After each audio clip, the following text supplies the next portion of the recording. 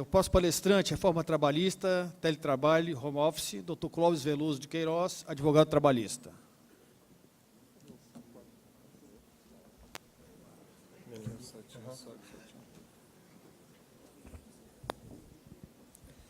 Bom, bom dia a todos. Queria aqui cumprimentar os meus colegas de mesa na pessoa do Dr. Carlos Magno, agradecer a minha amiga Rosilane pelo convite. É uma honra estar aqui no CFM. A mim coube falar um pouco sobre a reforma trabalhista, falar sobre o teletrabalho e o home office. Essa minha apresentação ela está dividida em 3/4 partes. A primeira parte eu gostaria de apresentar para vocês assim, o cenário das relações de trabalho no Brasil. E aí falar um pouco, né, do que foi esse processo da reforma trabalhista, ao qual todos nós participamos e acompanhamos de alguma forma. E aí adentrar especificamente no tema que me coube falar aqui, sobre o home office, teletrabalho, fazer algumas comparações em relação a como isso está se dando na CLT e como isso está se dando no serviço público, que tem algumas diferenças. E, por fim, apresentar para vocês aquilo que eu pesquisei e tenho visto as pessoas comentando, especialistas comentando, sobre aquilo que pode ser benéfico ao trabalhador e aquilo que devemos ter alguns cuidados com a adoção do teletrabalho home office. Então, apresentar o cenário das relações de trabalho. Aqui, para mim, ficou ótimo. Bom, eu trouxe essa informação que está contida no relatório de competitividade global, RCG, produzido pelo Fórum Econômico Mundial, que fez um ranqueamento entre 138 países e em que posição o Brasil se encontra nesses itens. Bom, imposto sobre o trabalho, nós estamos em último lugar, ou seja, o nosso trabalho é o trabalho mais caro entre os 138 países que foi feita essa pesquisa. Flexibilidade para contratar e demitir, 137, estamos na penúltima colocação. Flexibilidade de salário, 119, cooperação entre empregado e empregador, 118, mão de obra estrangeira, 101, remuneração e produtividade, 88, participação das mulheres, 87, custo de demissão, 65, qualidade da liderança, 60, mão de obra qualificada, 47, e a nota geral do Brasil, levando em consideração todas esses tópicos, nós estamos na colocação 117. Ou seja, nós estamos na rabeira dos países, né, ranqueados nessa pesquisa. Isso, claro, foi feito antes da reforma trabalhista, mas como a reforma trabalhista ainda não efetivamente entrou em vigor, como foi colocado aqui, há uma divergência no mundo jurídico, se é dia 11, se é dia 12, se é dia 13 ou se é dia 14, mas na primeira quinzena de novembro, com certeza, né, a partir da primeira quinzena de novembro, ela vai estar vigindo. Eu fiz questão também de colocar aí, essa apresentação vai ficar disponível aqui para o CFM, fiz questão de colocar também o link para quem quiser se aprofundar nessa pesquisa e olhar com um pouco mais propriedade os dados levantados. Um outro dado que eu acho que mostra bem as nossas relações de trabalho, que espelha bem, é um dado da Justiça do Trabalho no Brasil. O que está em azul são processos pendentes na Justiça do Trabalho, e o que está pelo menos para mim aqui é laranja, o que está em laranja são os processos novos a cada ano. Então, nós temos uma crescente de 2009 a 2015, os últimos dados da Justiça do Trabalho, que está contido na Justiça em Números de 2016 do CNJ, do Conselho Nacional de Justiça.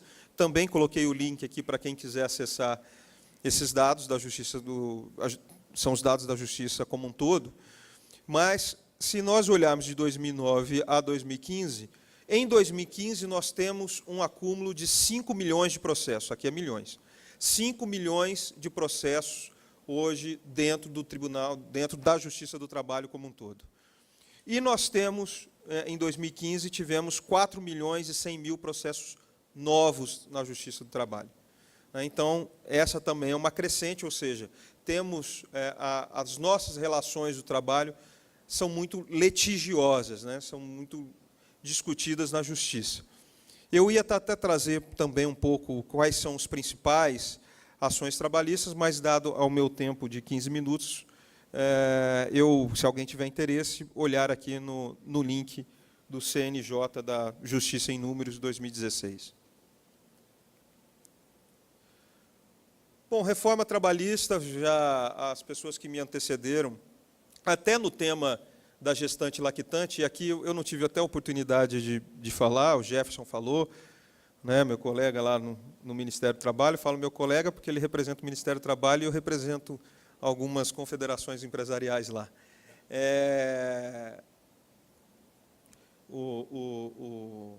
Foi colocado uma situação que eu só quero fazer uma pequena correção. Quando se falou no tempo lá da lactante, né, e aqui se colocou como 6 meses, a lei não traz esse tempo.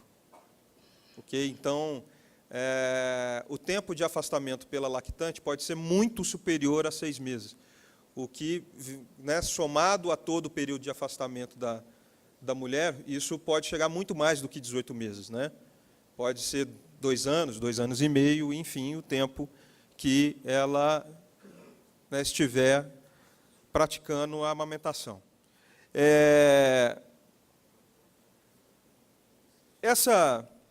Essa discussão, né, começou, né, da reforma trabalhista, ela começou como uma mini-reforma trabalhista. Né, o PL 6787 de 2016, que foi apresentado pelo Poder Executivo, ele tinha o condão apenas de fazer 7 modificações, né, alterava 7 artigos da CLT, revogava 6 dispositivos da CLT e trazia algumas, como já propagado, trazia algumas inserções na lei do trabalho temporário, que todos nós conhecemos aí como terceirização. Fazia algumas regulamentações lá na lei da terceirização. Ao tramitar ao longo na casa, né, ao tramitar na Câmara dos Deputados e depois, né, sendo aprovado, e todos nós acompanhamos, e foi para o Senado e também foi aprovado sem nenhuma modificação, ele saiu de lá como a Lei 13.467 de 2017, conhecida, né, como reforma trabalhista, e ele alterou 117 artigos da CLT, dos 930 e alguma coisa que a CLT dispõe hoje. Ele também revogou 21 dispositivos da consolidação das leis do trabalho e também aqui incluiu novos artigos na 6.019 de 74, né, a lei do trabalho temporário, aonde aí sim, né, permitiu a terceirização na atividade fim de maneira ampla e restrita, porque a modificação anterior não tinha esse condão.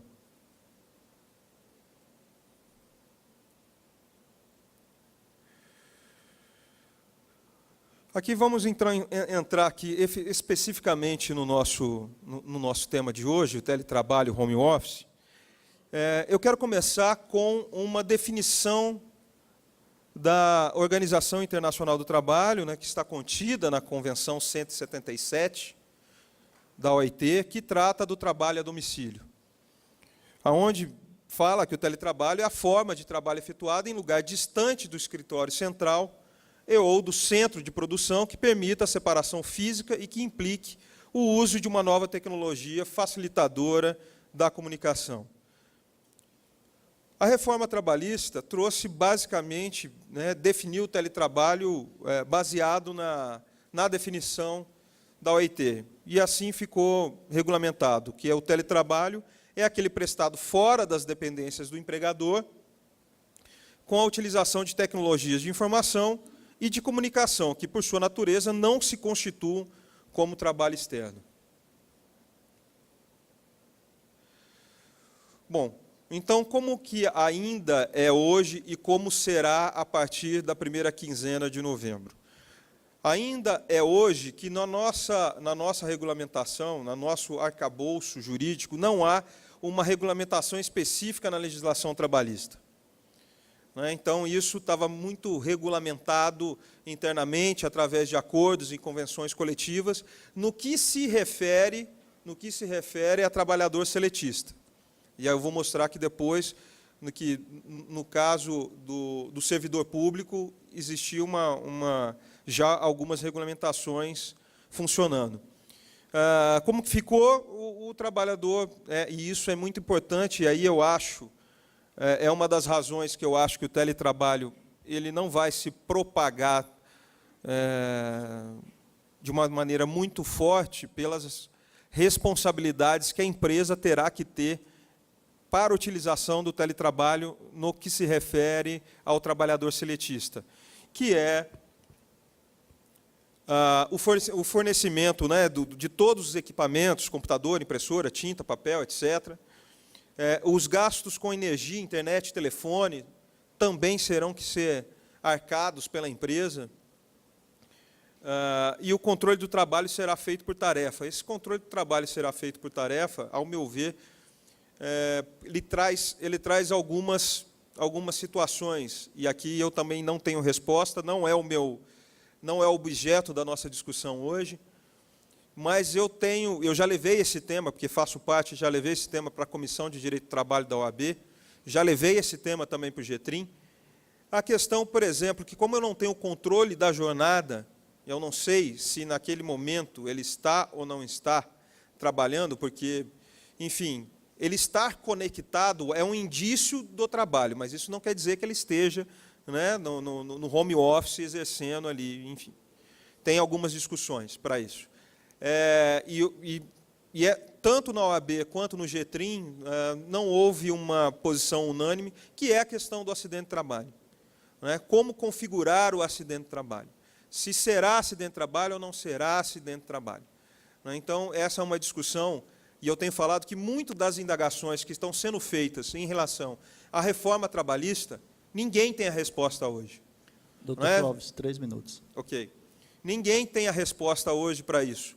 Isso vai demandar um amadurecimento jurídico, né, um amadurecimento da sociedade no aprender fazendo. Né, e isso vai se dar em muitos temas da reforma trabalhista, e teletrabalho não será diferente. Bom, regras gerais para a utilização do teletrabalho. O comparecimento às dependências para a realização de atividades específicas, que exijam a presença do empregado, não descaracteriza o regime. Ou seja, ele pode estar no teletrabalho, mas ele pode ir à empresa de vez em quando, né, para levar a documentação, ou até o teletrabalho, como ele está regulamentado, ele também criou uma figura mista, que ele pode estar um período teletrabalho e um período dentro da empresa. Excetua-se o teletrabalho da observância das regras gerais de duração do trabalho, como eu disse, não há controle, não haverá o controle de jornada. Tem que haver um acordo expresso entre o empregado e o empregador para praticar a questão do teletrabalho. O empregador pode determinar unilateralmente o retorno do trabalhador, né, mas aí tem um período aí de 15 dias, ou seja, eu determino que ele volte, mas ele não volta imediatamente, ele tem até 15 dias para fazer essa troca do teletrabalho para o trabalho dentro da empresa. As disposições quanto à aquisição, manutenção, como eu coloquei, é de responsabilidade do empregador. Eu acho que vão acabar quem optar por isso, criar um adicional pelo teletrabalho para compensar todas essas situações, porque fazer medição se aquela energia é em relação do trabalho ou não é muito complexo para ter uma gestão sobre isso. O empregador deveria isso é muito importante, né? A orientação em relação à segurança e saúde do trabalho, Isso também não desobriga o empregador é ainda responsável por todas as NRs, e aí eu estava até falando com alguns colegas aqui, eu não sei como é que eu vou colocar o teletrabalho na questão, por exemplo, do meu PPRA, como é que vai ser o nível de iluminância, ruído, enfim, né, com eminente e-social, eu não tenho resposta para isso ainda, e eu acho que ninguém tem ainda. Então, a sociedade vai aprender fazendo. Rapidamente, eu trouxe 3 exemplos, eu sei que até a AGU também tem o teletrabalho, acho que as regras são basicamente iguais de todas que eu vi. O Supremo, a Secretaria da Receita, o Conselho Nacional da Justiça, o ano passado, instituíram o teletrabalho, só que ele traz algumas características um pouco diferentes. Primeiro, a dispensa de controle da jornada é igual, mas ele traz uma meta de desempenho... Apagou. Ele traz uma meta de desempenho superior, e todas que eu tive a oportunidade de ver, ele exige do servidor uma meta de desempenho 15% a mais do que aquele que está no local de trabalho, e as providências de estrutura é de responsabilidade do servidor e não do empregador.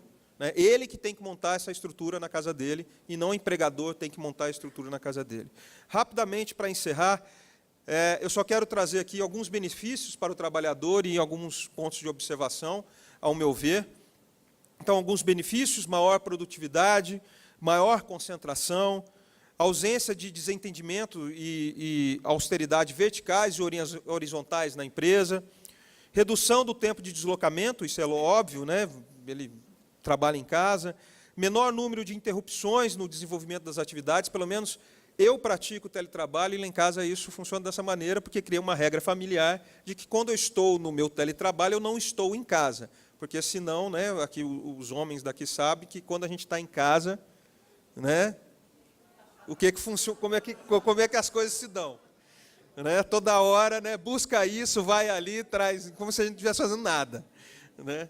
Não que a mulher também não esteja, mas a gente está no teletrabalho, né? Menor pressão pela ausência de vigilância, gerando maior autonomia do empregado.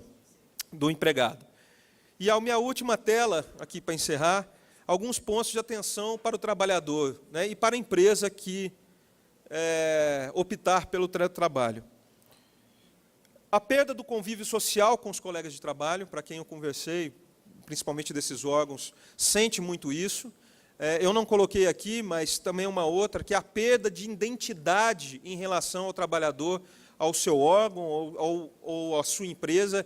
Com o passar do tempo, ele não se vê mais parte daquela empresa, né, e nem os colegas o veem como parte da sua empresa. E apagou de novo, eu sei que é para acabar, mas é 3 linhas só, né? Se me deixar ler 3 linhazinhas, juro que eu encerro.